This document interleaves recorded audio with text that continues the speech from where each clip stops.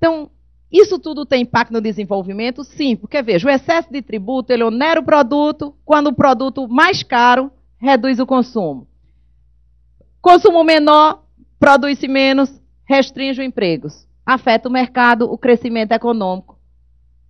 Ou seja, complexidade mais carga tributária alta, você termina levando à informalidade, estimulando a evasão, porque a pessoa, não vou pagar porque gastam mal. Aí o contribuinte também não é besta, ele descobre um monte de desculpa para não pagar, né? E termina prejudicando a eficiência econômica. Só sobre o consumo diretamente nós temos IPI, ICMS, ISS, PIS, COFINS e também o IRPJ, ISSL e o IOF que terminam impactando o produto.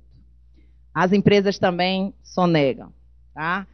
Eu não sei nem se eu devia mostrar esse slide aqui no meio da fiscalização, porque vão sair correndo. Olha, isso é estatística, tá? Pelo amor de Deus. Não conheço ninguém desse povo horroroso aí, tá? Então, você veja, temos atualmente um faturamento não declarado de 1 trilhão e 300 bilhões. É tudo número grande, né? 1 trilhão, né? Ou seja, porte da empresa que mais sonega são efetivamente as de pequeno porte, mas há uma sonegação grande entre as grandes empresas, tá? Setor que mais sonega é a indústria. Eita, doutor Décio já correu passando. Não, doutor Décio, faço não. Deixa os pobres miseráveis aí, tá? Os tributos mais sonegados, adivinha?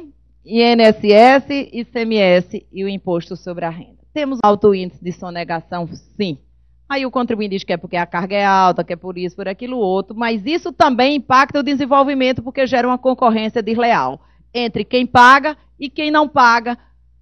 Quem paga termina pagando menos, pagando mais e o produto dele vai ser mais caro porque o outro não está pagando. Então, tem que haver um combate efetivo a essa sonegação. Os dados aí, eu posso lhe dar esse aqui. Eu posso lhe dar a fonte depois, tá certo? Realmente foi imperdoável não ter colocado a fonte, tá certo? Mas eles são oficiais. Veja, ou foram do site da Receita, ou site do Ministério do Desenvolvimento, ou são todos dados oficiais, tá? Eu uso pouco até o do IBPT. Foi estudo que foi feito, acho que foi do IPEA, eu não me lembro bem não, depois foi que eu verifiquei, que já é a segunda vez que me disse, sexta-feira me perguntaram também. Fico devendo para você, tá bom? Mas tem um outro estudo da CPI, que eu usava antes, da CPI da sonegação, tudo bom? Veja, a CPI da sonegação, ela chegou mais ou menos a esse mesmo percentual, tá? Bom, nos últimos anos tivemos algumas medidas de positivas, que foi exatamente redução da tabela do IR, redução de tributos na crise, e aí ficou comprovado, veja, na época da crise houve uma redução de IPI sobre automóvel, linha branca, etc.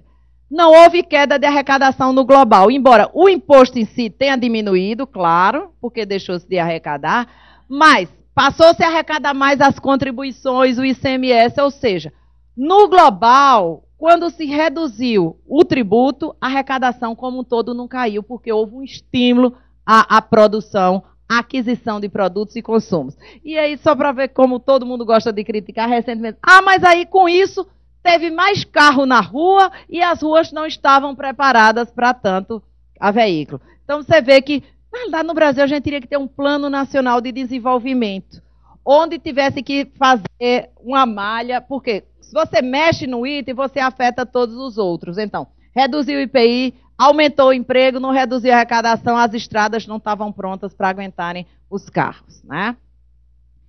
Minha Casa Minha Vida, o Refis, que foi muito criticado. Ora, se a carga tributária é alta, muita gente não pode pagar. Então, precisa vir um refis, porque pior do que alguém pagar pouco no parcelamento é não pagar. Tá? Então, precisa se rever realmente. Claro que refis de 3 em 3 anos, né? Há um estímulo a que se... Opa, vou esperar o próximo refis. O próximo refis será o refis da Copa, né? Porque foi 2000, 2003, 2006, 2009 e agora o próximo será provavelmente 2012, né? Mais crédito, o super simples que virou o super complicado e reforma tributária que não houve, apesar de dizerem que temos mais um projeto de reforma tributária. Na realidade, tínhamos que ter uma reforma do Estado. Enquanto nós não decidirmos que Estado queremos fazendo o quê, de repente nós vamos até descobrir que essa carga é pequena. Tá? Por quê? Porque uma coisa é a carga tributária que se paga e outra coisa é a que se sente efetivamente no bolso. Se você não tivesse que pagar saúde, educação, etc., você poderia pagar mais imposto realmente. Então, temos que ver qual estado que queremos, fazendo o quê e quanto precisamos ter. Mas só que esse discurso do gasto, da despesa e do destino dos recursos nunca se faz. Dr. Everardo Maciel, há algum tempo, disse que a maior frustração da vida dele foi quando ele era secretário, o ministro chegou para ele e disse: vamos reduzir gasto. Aí ele disse que juntou uma equipe eficiente, 6 meses, fez lá, corta de cada, pronto, vamos cortar 1 bilhão. Ele todo satisfeito, chegou lá no Congresso, vamos cortar 1 bilhão. Todo mundo, pô, maravilha. Onde nós vamos botar esse milhão que você cortou? Né? Ou seja, esse 1 bilhão seria para quê? Não precisamos mais aumentar o imposto aqui, ele vai ser para investir, etc., mas aí imediatamente já queriam dar outro destino. É preciso equilibrar as coisas, ou seja, racionalidade e simplificação e a melhoria do gasto. Enquanto não conseguirmos fazer esse equilíbrio, vamos sentir a carga tributária cada vez mais, embora ela possa até percentualmente estar sendo reduzida.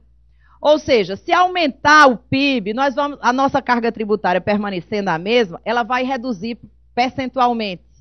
Mas nós vamos continuar sentindo a mesma coisa ou até sentindo mais. Então, a melhoria do gasto, o destino do recurso precisa ser, sim, revisto. Ou seja, precisamos de uma reforma tributária abrangente, que só temos tido remendos e remendos mal feitos, transparência, simplicidade, eficácia. Nosso sistema é eficiente, mas ele é eficaz? Essa pergunta que nós, como cidadãos, antes de sermos funcionários públicos, advogados profissionais, nós somos cidadãos. Neutralidade e a questão da desburocratização. Então, esses são pontos básicos que necessitam ser refletidos e ser revistos numa reforma tributária. Tá? E temos, sim, excesso de carga tributária. Só para você ver a carga tributária, como ela é pesada sobre a produção. Você chega aqui, o pão, você paga 14%, arroz, 15%, carne, 17%, gás de cozinha, que é um insumo que todo mundo gasta, 34%, telefone, 46%, energia, 48%. Então, você vê gasolina, 53%. Tudo isso são tributos, isso são insumos, e esses insumos entram em todas as atividades. Então, as pessoas pagam diretamente quando consomem e indiretamente porque esse produto ele tem uma alta tributação.